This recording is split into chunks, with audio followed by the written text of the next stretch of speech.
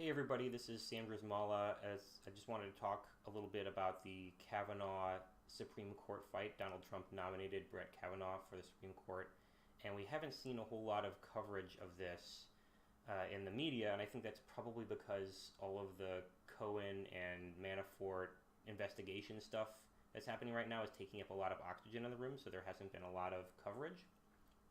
But in addition to that, there hasn't been a whole lot of engagement from the different outside groups that may be active on this.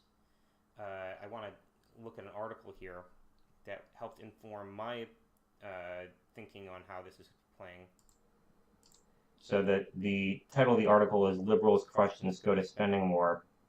Conservatives are vastly outspending liberals and targeting vulnerable senators in the fight to confirm Brett Kavanaugh. So the number here that I see in this article is conservatives have run more than $7.5 million in television ads this far, compared with approximately $1.3 million from liberals in the fight over Kavanaugh's nomination, according to spending analyzed by Politico and Advertising Analytics. So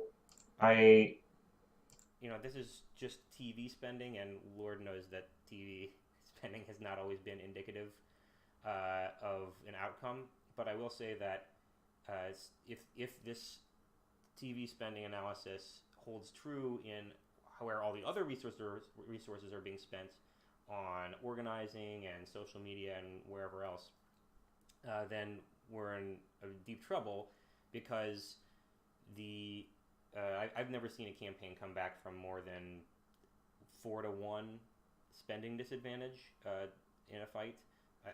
It's hard to come back from 2-1, but I've seen it done 4-1. Maybe I'm missing something. Maybe there are places where we've won, where somebody has won, despite being outspent 4-1. But I think it's very rare. So 7-1 is not doable, and I totally understand why more people aren't paying attention to this. Maybe they think that this is unwinnable, but and I understand that point of view. I mean, why concentrate on this fight when there's so much more going on and it looks like we're going to lose? Well, two things. First of all, there's no fight that's over until it's over, and the Senate is actually made for slowing things down and changing the fight. The only way to win is to change a narrative, change something that right now, if things are not going well, if the vote were held today, I'm pretty sure that Kavanaugh would be confirmed.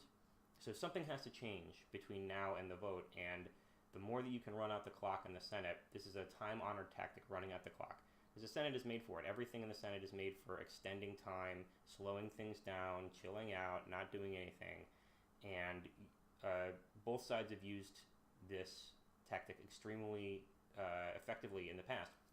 The Republicans killed us with just slowing down the process on Obamacare in 2009 and early 2010. And the Democrats also used it extremely effectively against the Republicans when the Republicans were trying to repeal Obamacare. So this is a time-honored tactic. The Democrats should be using it right now, and I think they are trying to slow things down as much as possible.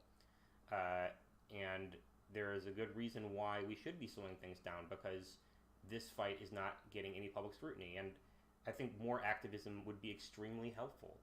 More attention from the public would be extremely helpful. And I don't want to say this is all a panacea of activism where, oh, kumbaya, if the Americans just step up, then the Senate will have to listen to them. There are so many barriers to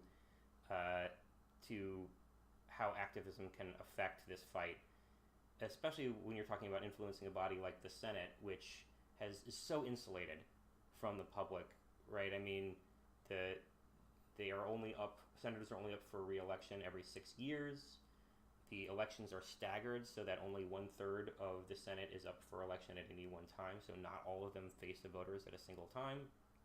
A lot of senators represent states, disproportionate number of senators represent states that don't have that many people in them. So if you represent a small state, you can pretty much just worry about your people in your small state, and you don't have to worry about the majority of Americans who feel something else, who disagree with your opinions. And that's so all of those three things are those three qualities of the Senate make it really hard to influence the Senate. But like I said before, in order to win this, make no mistake, we're losing. Kavanaugh will be confirmed unless something changes. So one thing that could help change the fight is to change the narrative, and a narrative will be changed if the public gets involved with this. And so I would love to see more Democrats involved. I would love to see more progressive Americans get involved with this fight. And the other reason why I think, other than it's not over till it's over and this is winnable, the other reason why I think it's important to engage in this fight is because the easier this fight is for the Republicans, the more likely they are to be emboldened by the results, and it'll have cascading effect on future fights. So if the Republicans just destroy us in this Kavanaugh fight, then maybe there are people who are so crazy that they wanted to nominate for positions in the government, judges and in the executive branch, who were so crazy they never thought they could get them confirmed, but because the Democrats were so weak in resisting this fight, maybe they're emboldened to be more aggressive and get even more crazy people put into positions of power to get rid of all regulations or destroy unions and their political opponents so that they can maintain a political majority in a country where the majority isn't voting or isn't engaged, which is the way that their political the way that their politics works now, right? They are a minority that's fashioning itself as a majority, but really they aren't a majority. So so the more that we abdicate this fight, the more that there will be a cascading effect. So every fight is an opportunity to flex your muscles, and you win or lose is in preparation for the next fight.